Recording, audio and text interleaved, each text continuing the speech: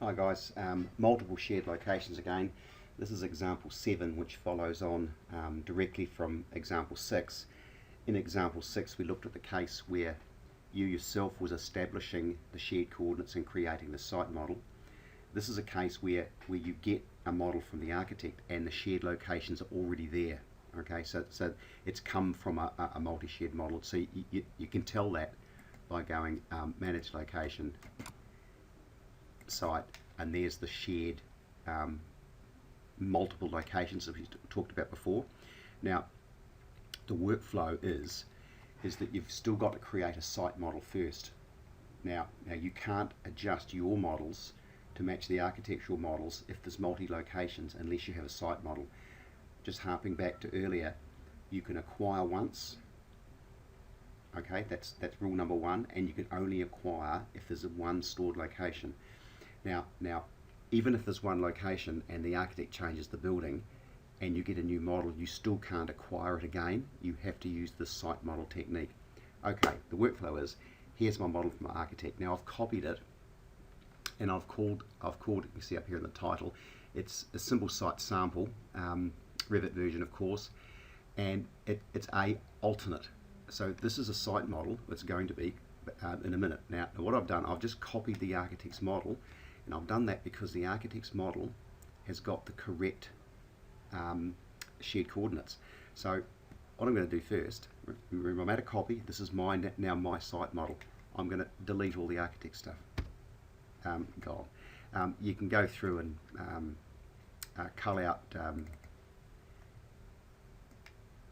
you can cull out levels if you like.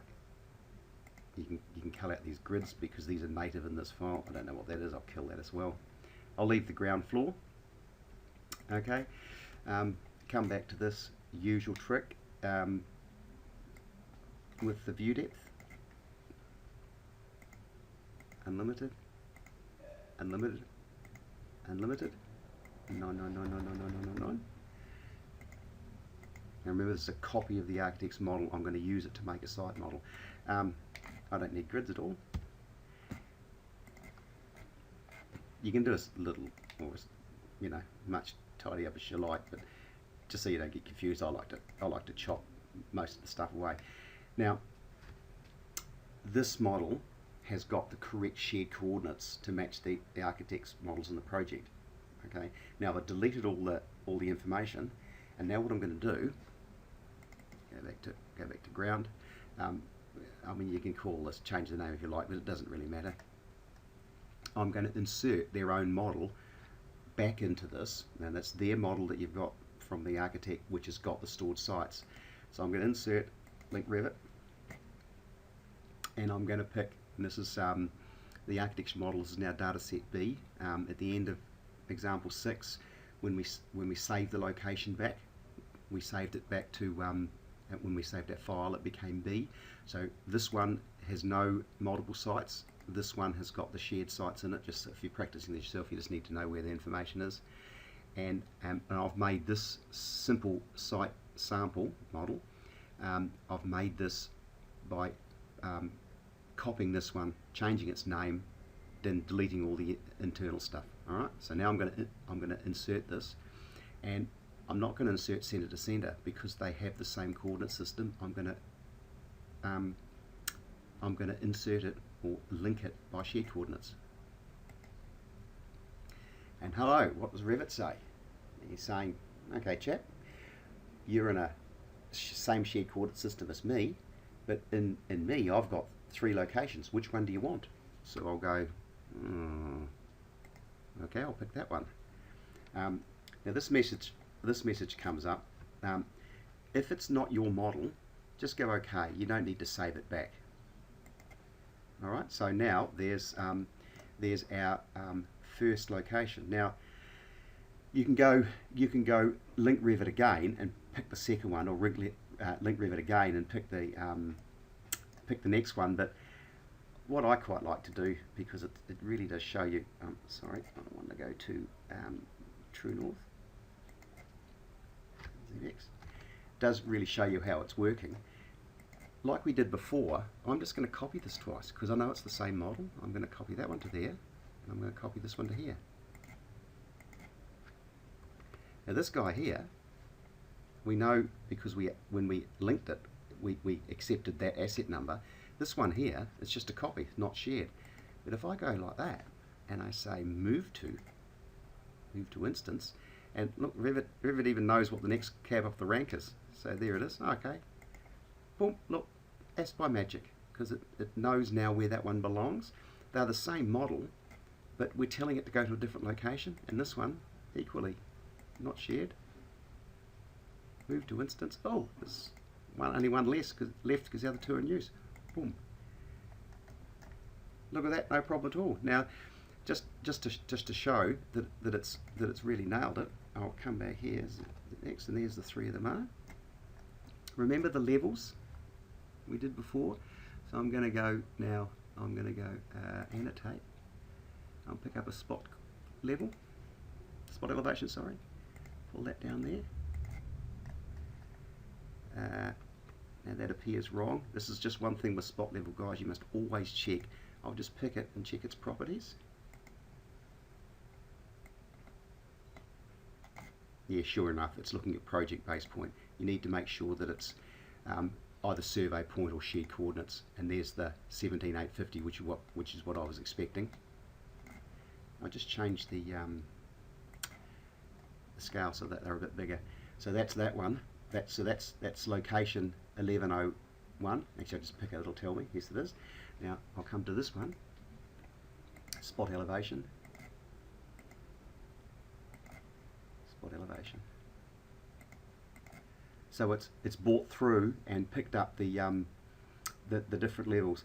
Now, they I do apologise. They're slightly different to the example I just showed you, because I create the data sets, then do the videos later.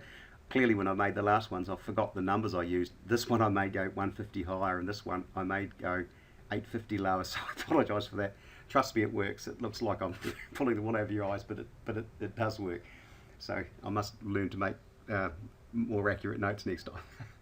Okay, so that's the example where you haven't got a site model, but you've got a model from the architect with multiple locations, or the architect gives you another model, it's been shifted and you've already acquired once. So there's two ways to get to this point where you've got, we'll just go back to plan, where you've got, so there's your true north with your shared locations. So that's the point we were at with example 6. We're at the same point with example 7. And now the next thing to do is to get in and actually correct and store these coordinates into your structural model. Now, what I'm just going to do now is just close that. So there's no need to save back to these models, because we're establishing the site so that we can actually now adjust ours to suit. I'm just going to close that. No, I don't want to say that. Now we're going to go back to our site model B, which was the one we did earlier.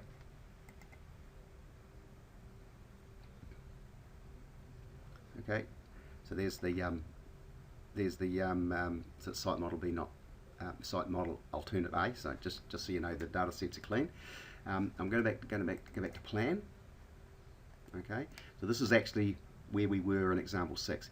Now I've got my the structural model to bring in a line to this. So I'm just going to just quickly open that and show you. So we saw it was a little shelter. So I've done a quick little example of the model to show you what it is. So it's a shelter. There's no walls. So it's a 4 columns, a rafter, and a tie beam. There's a moment connection in here, so that's why it stands up without walls, and it's got a little bit of roof bracing.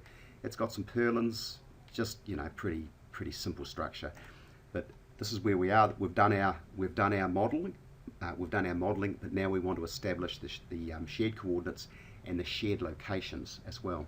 So just to show you that we haven't got anything tricky in here, we're still in Boston, and we're just one shared coordinate.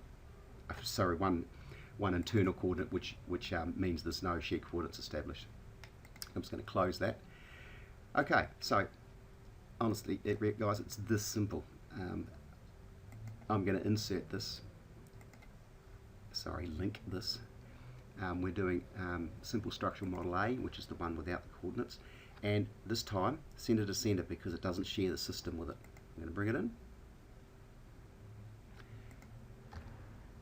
Let's put it there for some unbelievable reason, so I'll whip this up to here. Okay, so there's one. Now it's parallel with asset 1101 because those two had the same project coordinates. And as I did before, I'm going to go copy, because there's 3 locations. Now a little bit of align magic. So there's the location I want it to be, and there's my grid there. There's the location I want it to be. It's A. Pick my A, and that's it. Comes up. It's the structural model. Pick my A. So by clicking the align key twice, I've got the grids over each other. Cut a section to check the level. Well, it's going to be wrong because we modelled at RL0 and this was 17 point mumble, whatever it was. Go to view, and there we go. Here's our stuff down here, and here's the architect stuff. Just by hovering over it, you can tell, see, simple architectural, hover over it, simple structural. Flick the align key again, the align command again. Oh God. Here we go. So this is the architect, this is ours. Okay, so it's aligned. It's aligned now in terms of Z, or terms of level. Just do that quickly. So there we go. We're all in tickety boo. Come back to the site. You can do this in any order. Actually, maybe I'll stop and record its location now. So I'll hover over this. It's picking up the structural model. I pick it. You see the site's not shared, so you don't need to fill this in, but I will on ours just for giggles. And I'll click this now. I'm going to pick this one, acquire. So that's my. I'll just go back, just let you read those. It says publish shared coordinate system on the current project and record the structural model A. This will modify all shared positions of the link model. I don't want to do that yet. I want to acquire the shared coordinate system from the structural model A and record it to the current project. This will modify the current model, blah, blah, blah. So what I'm going to do, I'm recording the location of the structural model in this model. Okay, so it's not this. I don't want to publish it out yet because I've got to do 2 more. I'm recording it in this model. Okay, so I click change, and there's my internal, which has come from my model. I'm going to go rename, and I'm going to call it, surprisingly enough, asset number, because that's what it is. Okay, and you reconcile.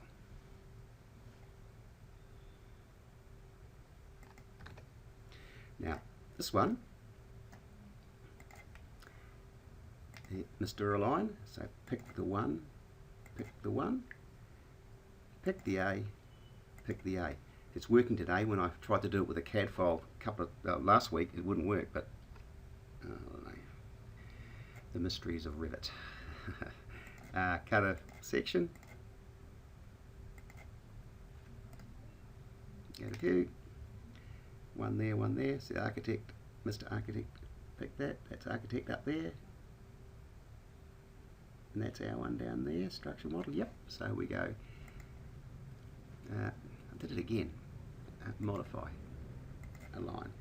So pick this guy, job done, back to plan. I'll come back and do the coordinates later just to show you there's no magic in the order. Pick one, we'll do B this time, pick B, they're aligned. Cut a section.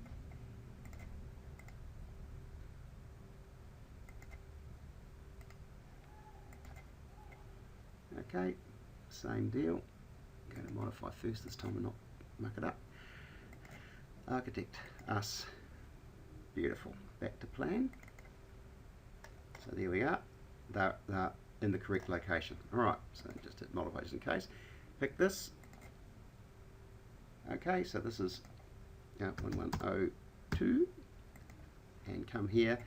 And this time, because we've established it once, now that the screen's slightly different, but we want to record this as duplicate, asset, number 1102. Okay, so now that's changed. Pick this, not shared again. We'll just put that 3. Record. Duplicate asset number 1103.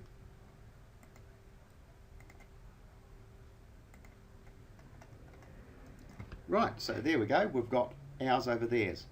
So to get ours right, we actually have to have a site model, and we have to have the architectural model with the multiple sites stored.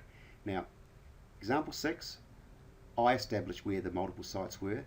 This one here, we started this one off where the model came to us with the stored sites, but we didn't have a site model.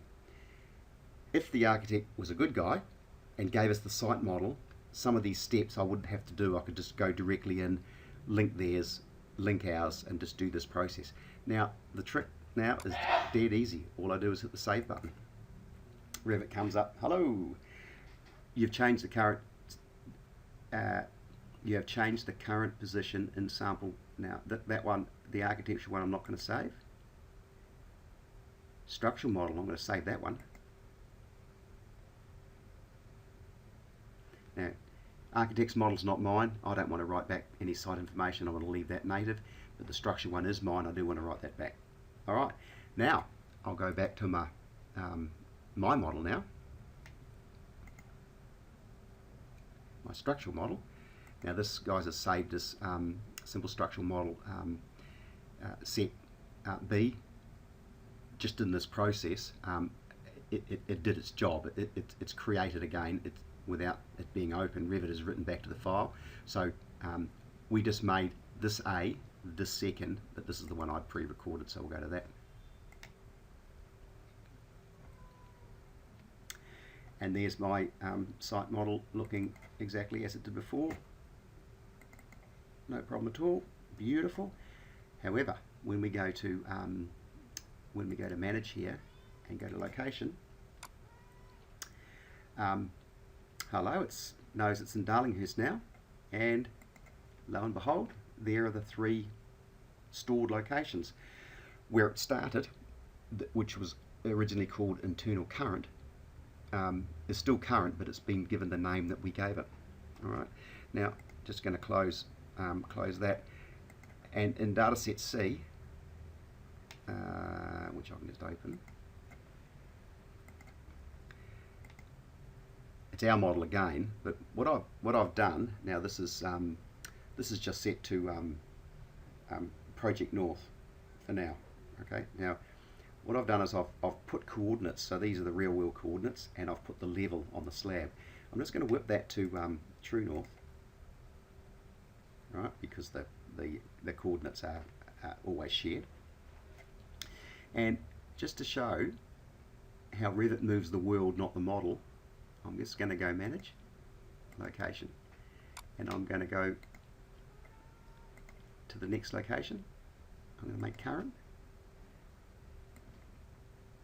I'm going to do this so you can see you see that all the coordinates change and the level. I'm going to do it again for the last coordinate.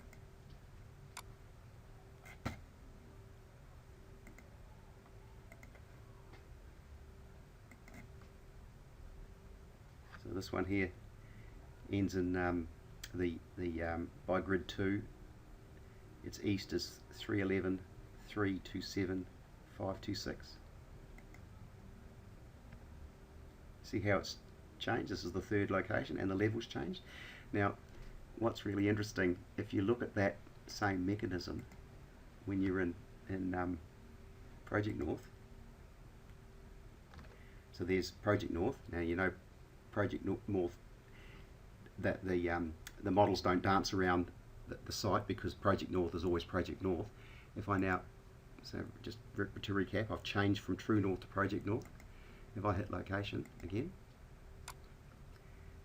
and I go back to the original one, just watch the level and the coordinates change.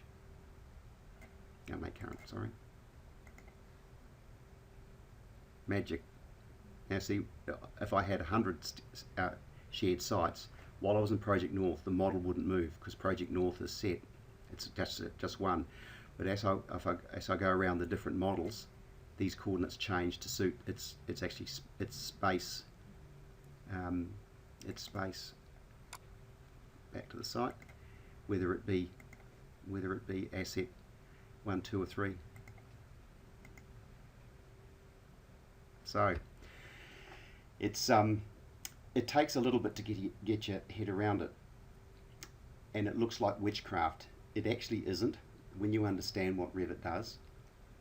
We've all come from an AutoCAD background where you have to shift your stuff to get it to the shift and rotate your stuff to get it into the correct position.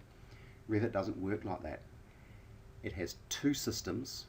One is project, where you align it to the way it best fits you, on your drawing sheets, and you have the true or shared system, which you can set in any view at any time. Now, what it does is just shift the world underneath your model to be in the right place.